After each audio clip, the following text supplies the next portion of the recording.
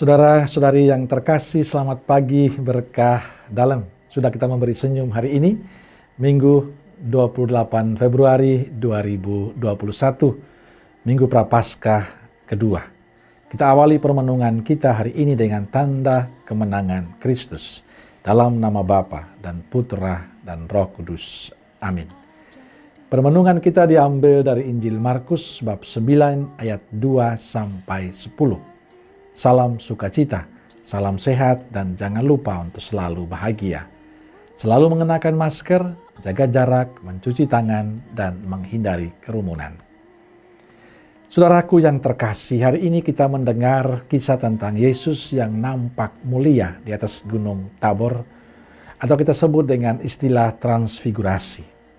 Kemuliaan Tuhan itu disaksikan oleh ketiga murid Yesus, yakni Petrus, Yakobus, dan Yohanes.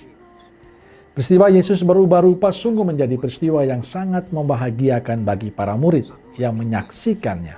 Sehingga Petrus meminta kepada Yesus untuk mendirikan 3 kemah di atas Gunung Tabor. 1 untuk Tuhan, 1 untuk Musa, dan 1 untuk Elia.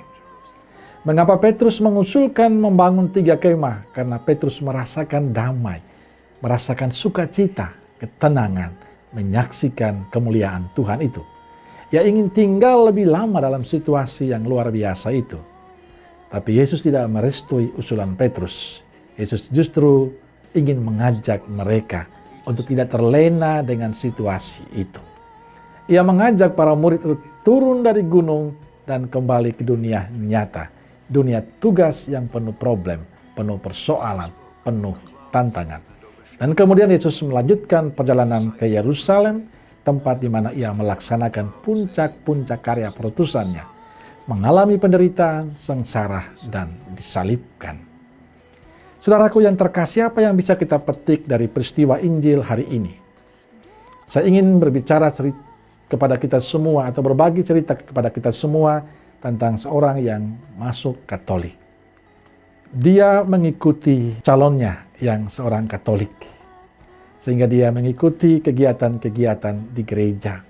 Dan hal yang paling menarik bagi dia adalah mengunjungi tempat-tempat doa, Gua Maria. Dia hanya menemani, mendampingi calonnya. Tapi justru di saat-saat seperti itu dia merasakan ada damai, ada sukacita, ada kegembiraan. Sampai pada sebuah titik di mana ia memutuskan untuk mengikuti iman calonnya. Apa yang terjadi? Dia dikucilkan, dia dianggap orang yang tidak tahu membalas budi, dia dianggap sebagai pengkhianat, murtad, dan segala macamnya. Tapi dia menerima apapun yang terjadi. Bahkan sampai ahli warisnya pun juga tidak dibagi kepadanya. Mereka akhirnya memutuskan untuk menikah tanpa direstui, dan mereka menjalani. Dia mengatakan bahwa mimpi saya adalah menjadi orang Katolik dan saya merasakan kegembiraan, kebahagiaan itu. Tapi apa yang terjadi dalam perjalanan waktu, suaminya yang dulu orang yang aktivis, yang rajin, akhirnya menjadi orang yang malas berdoa. Dia akhirnya malas menjadi ke gereja. Yang dulu saya bermimpi bisa ke gua bersama, akhirnya sekarang tidak, bahkan saya sendiri. Dalam situasi seperti itu, saya selalu bersandar pada Tuhan. Saya selalu berdoa kepada Tuhan bahwa inilah realitas yang saya alami. Bahwa ternyata menjadi Katolik itu tidak mudah. Saya dikucilkan oleh keluarga saya harus berjumpa dengan suami saya yang merubah total.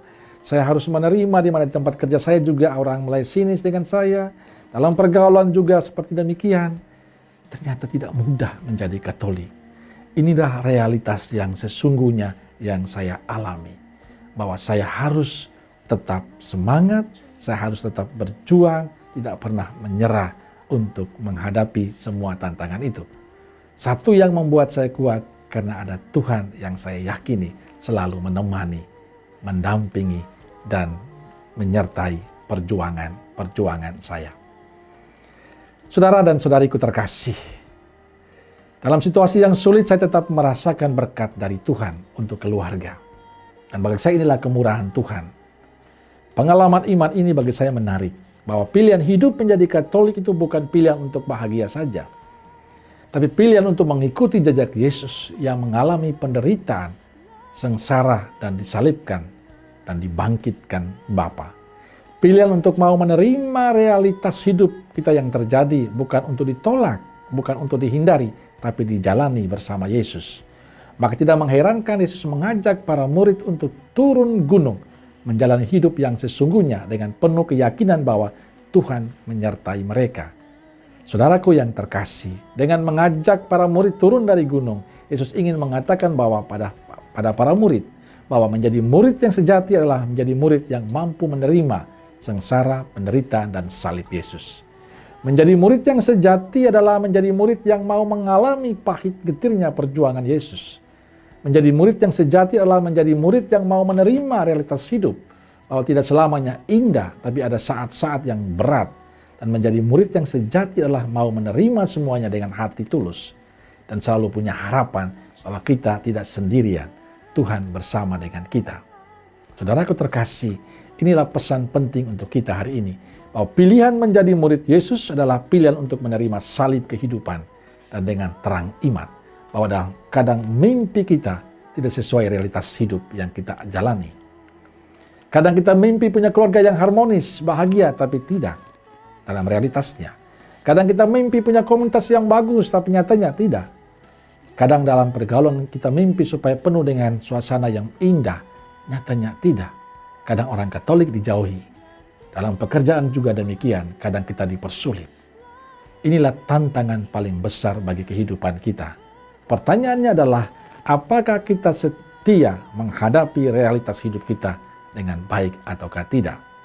Saudaraku terkasih, hari ini Yesus mengajak kita semua untuk turun dari gunung dan menjalani hidup kita yang nyata dengan teguh dan setia, bahwa Tuhan akan selalu menemani kita. Amin. Saudaraku terkasih, kita persembahkan kehidupan kita, keluarga kita, komunitas kita, dan pekerjaan kita hari ini dalam berkat Allah yang Maha Kuasa, Bapa, Putra, dan Roh Kudus. Amin. Keluarga Kudus Nazaret, doakanlah kami. Amin. Berkah dalam.